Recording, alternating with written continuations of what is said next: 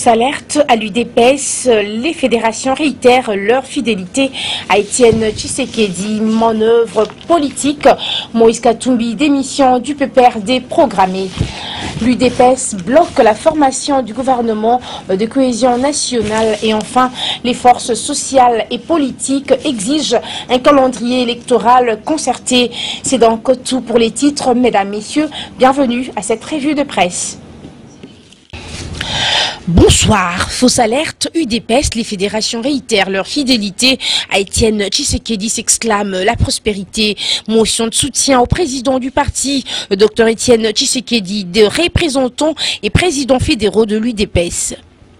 Nous, représentants et présidents fédéraux de l'UDPS nommés par le président du parti conformément aux articles 23 des statuts et article 30 du règlement intérieur du parti, assumant et constituant l'autorité officielle de la gestion quotidienne du parti à l'intérieur et à l'extérieur du pays. Indignés, largement déçus par un groupe d'individus qui se sentent érigés en agitateurs et auteurs d'une déclaration faussement attribuée à la base et diffusée le 12 novembre dernier sur Internet et dans les médias.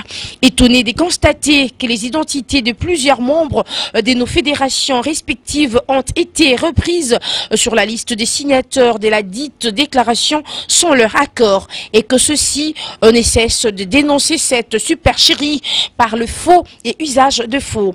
Rassurés par la récente intervention du porte-parole du parti, Joseph Kapika, ainsi que par le point de presse animé par le secrétaire général Bruno Mavungu et le secrétaire national aux relations extérieures Félix Tshisekedi Tshilombo, concluant qu'il n'y a pas de crise à l'UDPS. Rejetant par ailleurs avec force la déclaration du 12 novembre 2014 initiée par les cadres agitateurs au service du pouvoir dont les intérêts personnels et égoïstes ont prédominance sur les intérêts du parti et de la nation. Affirmant par contre que registre officiel des membres du parti à l'appui, la liste des signataires appelés la base des l'UDPS mentionne plusieurs noms des membres sans leur autorisation préalable et plusieurs autres noms fictifs, ce qui est du faux et usage. Un crime puni en Occident où réside bon nombre des initiateurs de ces complots contre le président et le parti. Réitérons notre soutien au président élu et président du parti, son Excellence, Dr Étienne Tshisekedi Wamulumba. Toujours en politique, Congo Nouveau écrit manœuvre politique, Moïse Katumbi, démission du PPRD programmée. Dans son argumentaire, le journal écrit distance avec son parti.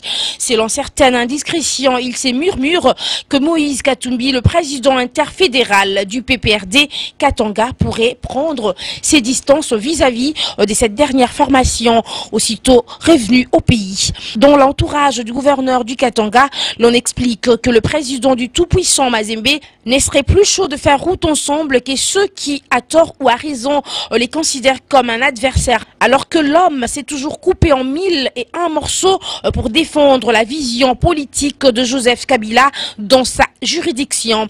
Le journal ajoute certes cette information et à prendre avec de pincettes, mais l'entourage de celui qui passe pour l'un des hommes les plus riches de la RDC en digère très mal ce qui est arrivé à leur champion.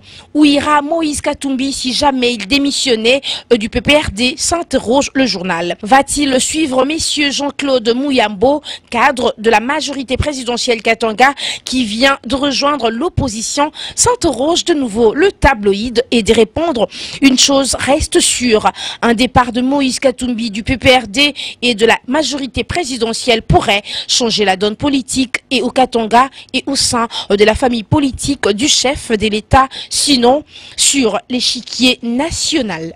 Une autre exclamation avec Flash Info, l'UDPS bloque la formation du gouvernement de cohésion nationale. C'est depuis plus d'une année que le gouvernement tant souhaité par les participants aux travaux des concertations nationales et attendu par l'opinion nationale et internationale. Les rumeurs parlant de sa formation imminente se sont toujours avérées fausses, au point que l'on a fini par ne plus y penser ou encore de l'oublier. Pourtant, il semble que les tractations pour sa formation ont bel et bien continué dans les microcosmes politiques et dans la société civile. Certaines indiscrétions font même état des cabinets qui recruteraient des candidats ministres moyennant des espèces sonnantes et trébuchantes. Cependant, si dans certains partis de l'opposition l'accord semble avoir été donné de prendre part à la prochaine équipe ministérielle, il n'en serait pas de même dans les rangs de la fille aînée de l'opposition qui, elle ne veut pas voir quelques-uns de ces cadres y figurer. Le blocage serait au niveau des l'UDPS. Dans une autre colonne, le journal ajoute le blocage venu délimité au lendemain de la rentrée parlementaire. D'aucuns ont fait croire à l'opinion nationale qu'une fois le nouveau budget pour 2015 voté par les deux chambres du Parlement, le gouvernement de cohésion nationale allait enfin voir le jour. À ce propos, des noms comme celui de Thomas Louaka, secrétaire général du mouvement des libérations du Congo, seraient sur toutes les lèvres. Ce qui signifie que Jean-Pierre Bemba de la Haye, où il se trouve, aurait donné son accord à l'entrée de son parti dans cette équipe ministérielle. Cependant, rencherie le journal, fortement sollicité, Félix Tshisekedi, secrétaire national chargé des relations extérieures des l'UDPS, refuserait catégoriquement toute offre venant de la présidence de la République. Revenons sur la prospérité pour boucler cette revue de presse. Ce processus électoral, les forces politiques et sociales exigent un calendrier global concerté. Le journal renseigne en mémoire des victimes du 26 novembre 2011 au moment de la clôture de la campagne électorale de la dernière présidentielle. En RDC, les forces politiques et sociales ont décrété la journée du 26 novembre, journée nationale de souvenir. Voilà donc pourquoi les partis membres de cette plateforme se sont réunis hier dans la commune de Kimbanteke pour un culte d'action de grâce en commémoration de ces Congolais qui ont perdu la vie dans la lutte, mais aussi pour échanger avec les combattants et militants venus, nombreux pour écouter leurs messages.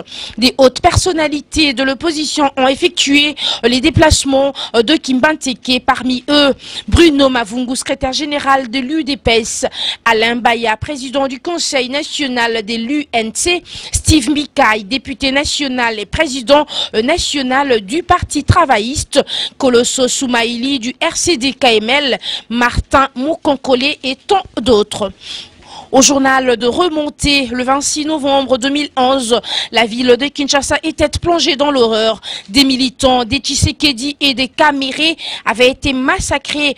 C'est en leur mémoire que nous avons déclaré cette journée nationale de souvenir, a dit Bruno Mavungu de l'Union pour la démocratie et le progrès social, avant de demander à l'assistance de garder une minute de silence en leur mémoire.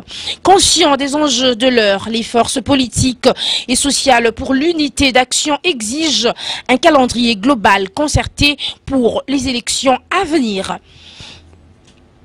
C'est donc tout pour cette revue de presse. Mesdames, Messieurs, bonsoir. C'est donc tout pour cette revue de presse. Merci à vous de l'avoir écouté. Suivez-nous également sur lecoléacongo.com. On se retrouve demain. D'ici là, portez-vous bien en compagnie de congolocolenews.com. Merci à vous, chers internautes.